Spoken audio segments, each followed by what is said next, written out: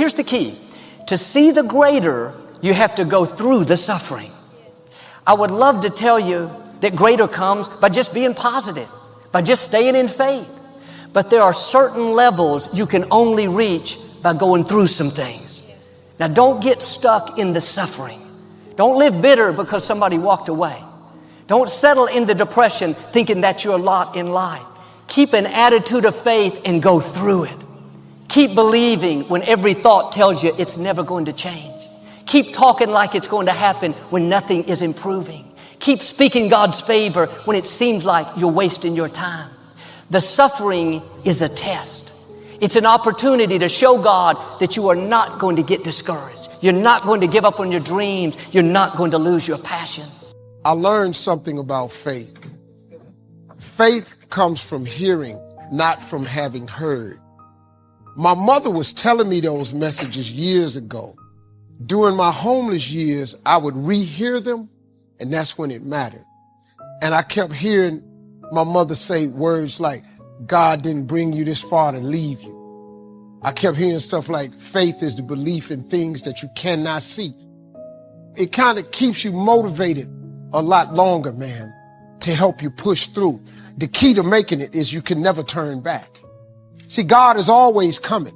When you ask God for something, God boxes it up and he ships it the day you ask for it. The problem with the package is he never tells you the date that it's going to arrive.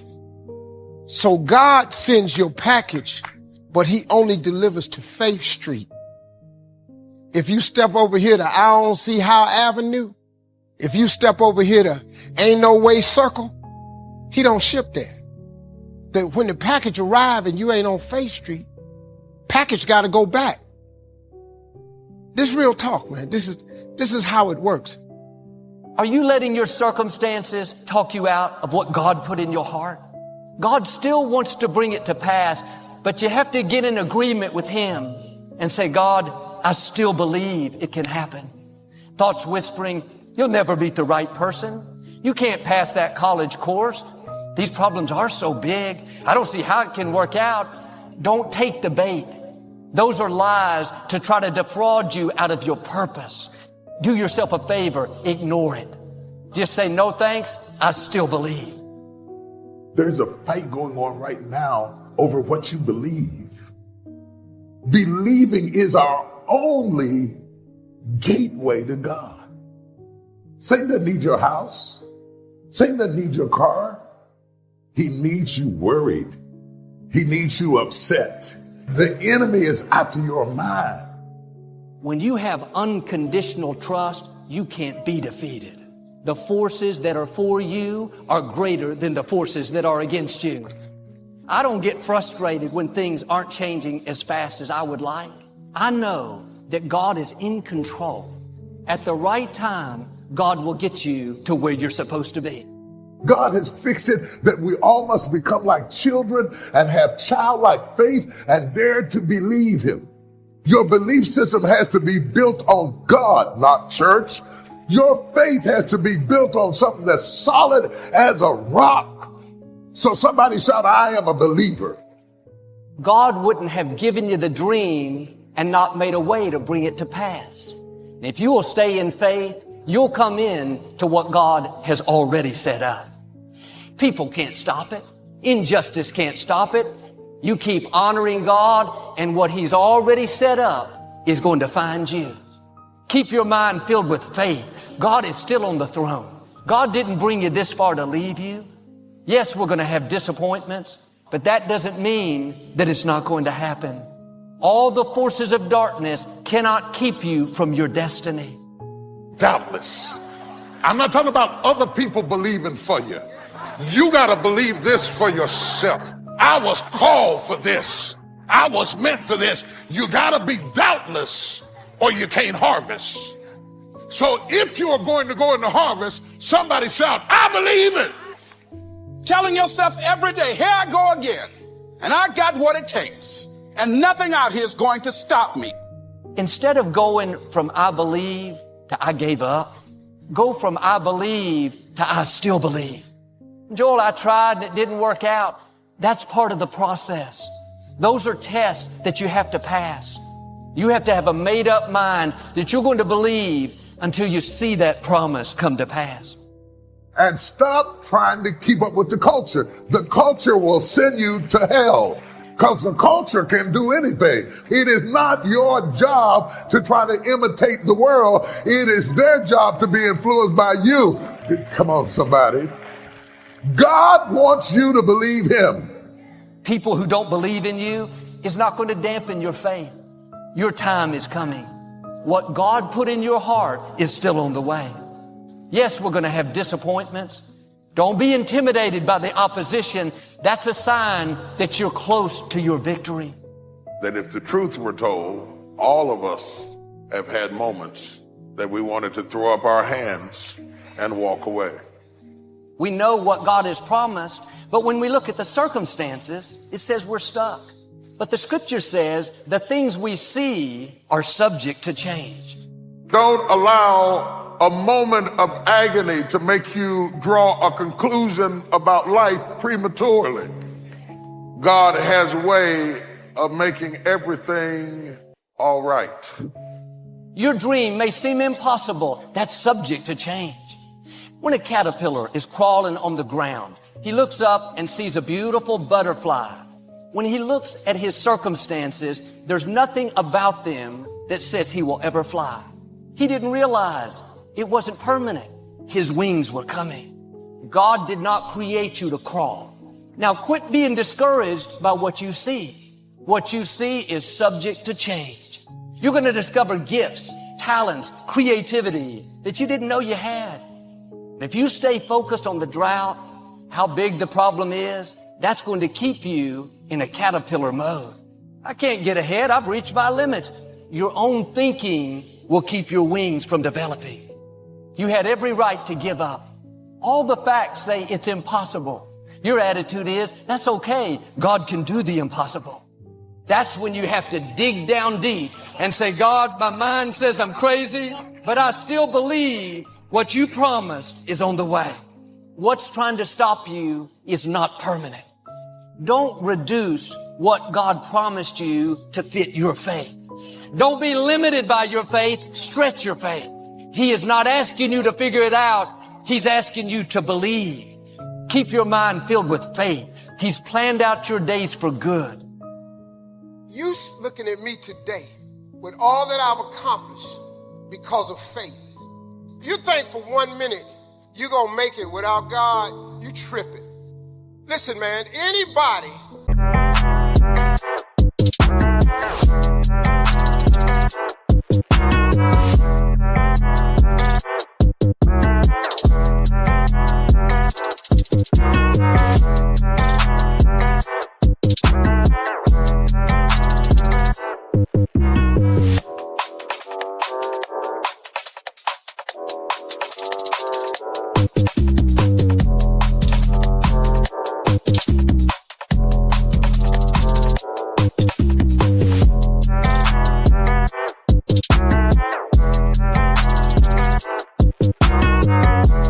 can be successful, but you got to understand something. It's hard.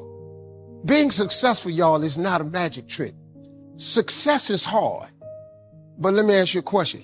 Ain't not being successful hard too? You want the hard with some options and some benefits, or you want the hard when ain't nothing going on? You know, it's amazing how hard-working, smart-working people have all the luck.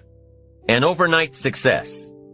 But if you've ever watched an interview with some of these folks, you'll probably hear that their overnight success took several years. Diligence is the mother of good luck. Happiness doesn't come from big pieces of great success, but from small advantages hammered out day by day. We must be happy with what we've got when we're in pursuit of what we want. Too often we say, I'll be happy when I just have more money. Oh, I'll be happy when I just get that promotion. You won't be any happier when you reach your goals than you are right now. Abraham Lincoln said it best. He said, you'll be as happy as you make up your mind to be. Being happy on the way doesn't mean you can't aim for great things. It means that big achievements come one small advantage at a time. It means that you must enjoy and take pride in your little accomplishments. Every day, every single day. Success is a pleasure. If what you are doing today isn't satisfying, gratifying, guess what? You're really not successful. It doesn't matter how many worldly possessions you may have, how many cars, how many toys. If you're not happy with your life as it is, you cannot be successful. To a school kid, success may mean a star on top of his latest test. To an outside professional, it's most likely the thrill of closing a major contract. But the one thing you will hear from everyone who is successful is that they are happy with who they are and what they are doing. Success is a pleasure. What have you done today that makes this day successful? If at the end of the day you can jot down the things that have made it a good day, you will soon see patterns forming. When you can see a pattern of pleasure, you'll know you're on the road to success. Success is measured through pleasure.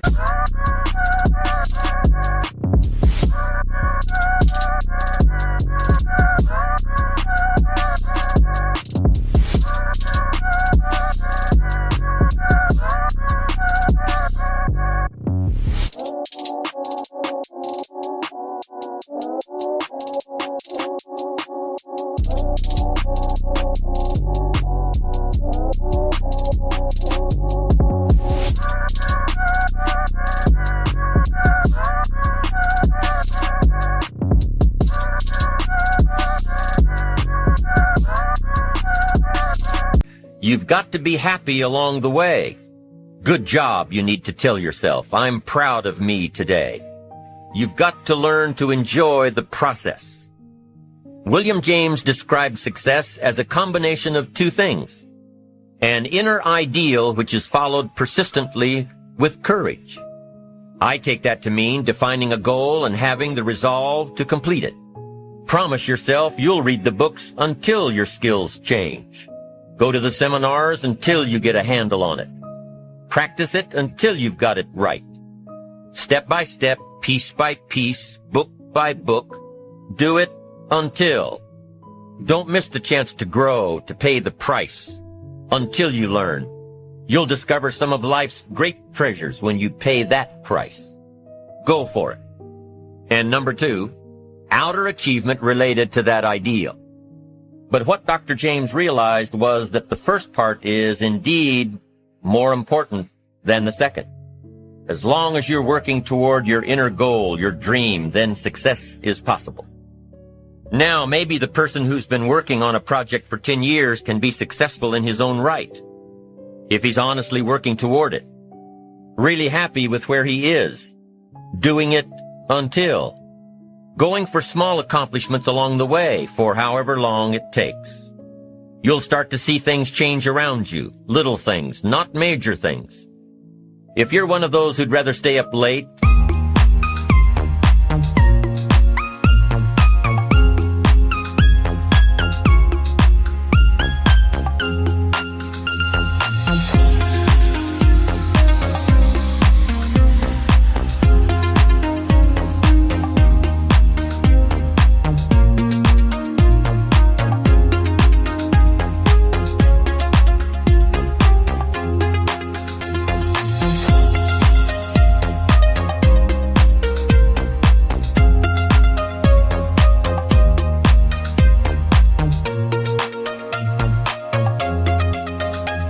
and get up late, and you roll out of bed cursing the alarm clock every morning, maybe you could start with the little change of going to bed half an hour earlier than normal.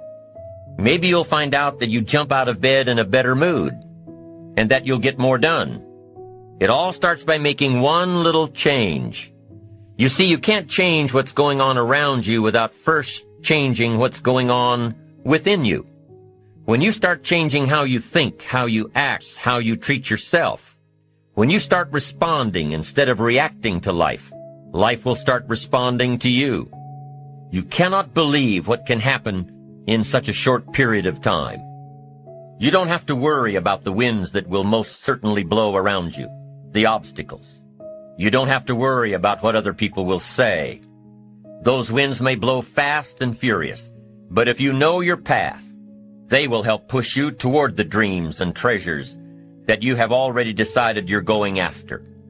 There are some amazing people around that we can learn from today. People who have already braved the storms and come out on top.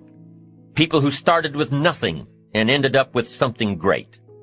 People who turned their focused dreams into the reality of success. Stories of success are all around us. Take the time to talk to these people or read their stories.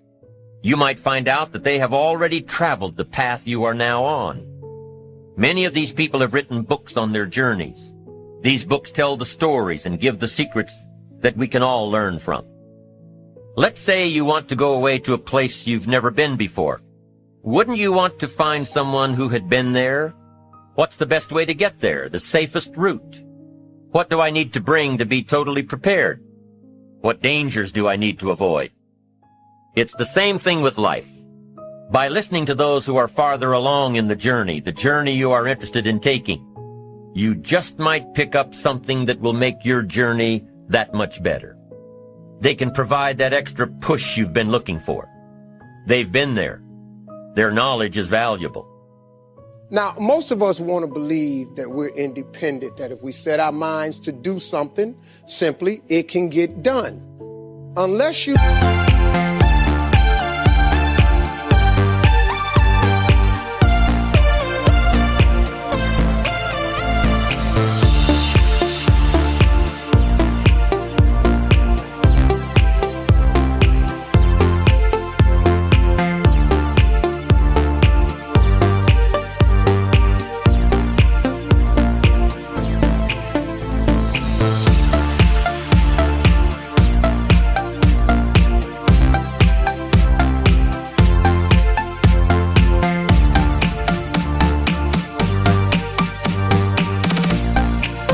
to others, you can work twice as hard to get half as much.